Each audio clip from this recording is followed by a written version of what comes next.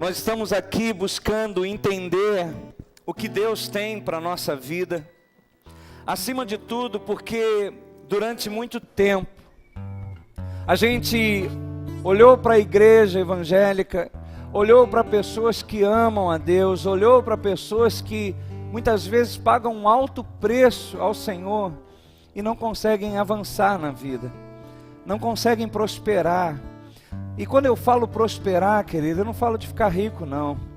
Eu falo de viver bem, porque nem todo mundo que é rico vive bem.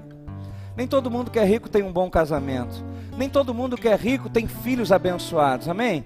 Então, quando eu falo aqui de prosperar, eu não falo de enriquecer, ter um monte de carro, casa, um monte de coisa. Eu falo de viver bem. E infelizmente, muitos, grande parte hoje, dos evangélicos que conhecemos não vive bem. Não vive bem. Não vive bem em casa, não vive bem no trabalho, não vive bem com as suas finanças, não vive bem com seus filhos. E não podemos aceitar isso. Não podemos aceitar, como tenho falado aqui, ser só salvo e ir para o céu. Temos uma vida aqui na terra para vivermos, amém, querido? E apesar do Senhor dizer que muitas são as aflições do justo, o mesmo texto diz, mas o Senhor o livra de todas. Amém? Muitas são as aflições do justo, mas o Senhor o livra de todas.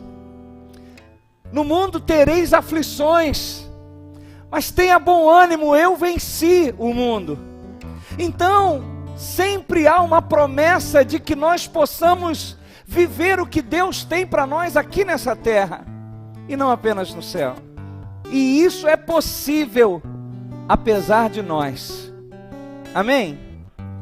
Apesar de nós, é possível vivermos bem. Só que tem um preço, tem um caminho. Por isso que nós estamos aqui buscando romper com os limites do nosso desenvolvimento. E aí, nós vimos aqui, semana passada, que um dos limites, uma das coisas que limitam o nosso desenvolvimento é a ignorância.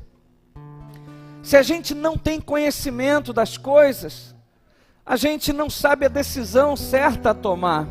Ou a gente acaba tomando decisões erradas, toma prejuízo financeiro, traz dores para a sua própria vida, para a nossa própria vida.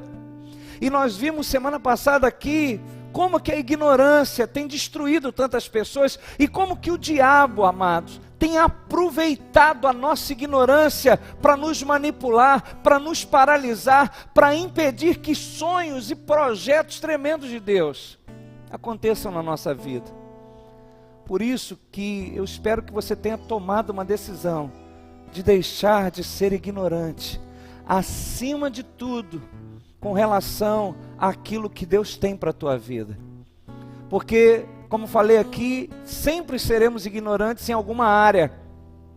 Mas é inaceitável sermos ignorantes exatamente na área que Deus está nos chamando. Não entendemos bem daquilo que Deus me chamou para fazer. Não tenho me preparado, não tenho avançado, não busco crescer naquilo, não entendo muito bem disso.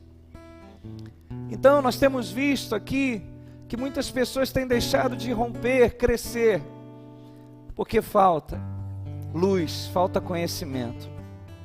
Se cada um aqui tem uma capacidade própria, você de fato já conhece a sua capacidade? A maioria não conhece, irmãos.